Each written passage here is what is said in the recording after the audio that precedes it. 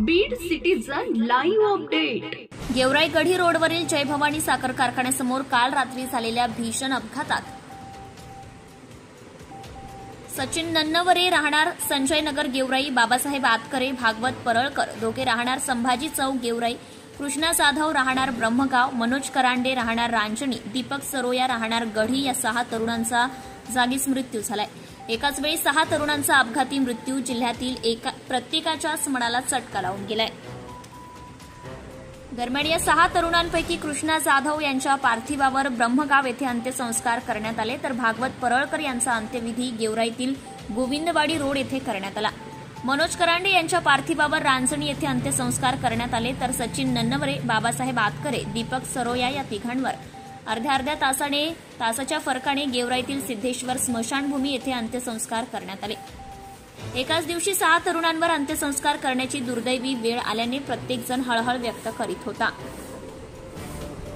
जर IRBच्या क्रेनने गाडी काढू दिली असती तर अपघात घडलाच नसता।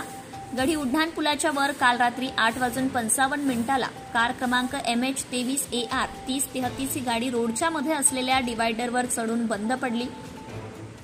याची माहिती मिळताच महामार्ग पोलीस ठाण्याचे API SB कापुरे हे सहकाऱ्यांसह त्या ठिकाणी दाखल झाले।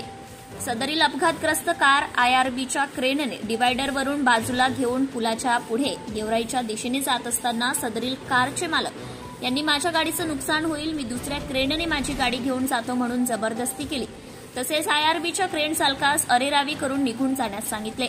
त्यामुळे IRBची पेट्रोलिंग गाडी आणि महामार्ग पोलीस कर्मचारी तिथेच बॅरिकेडिंग करून त्यांच्या खासगी क्रेनची वाट पाहत बसले।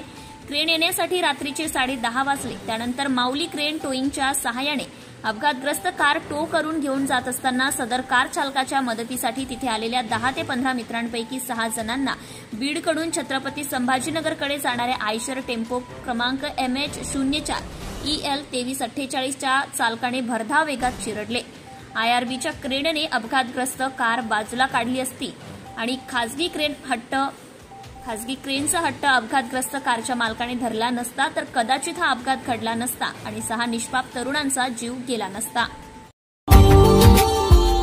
Subscribe now and press the bell icon. Never miss an update.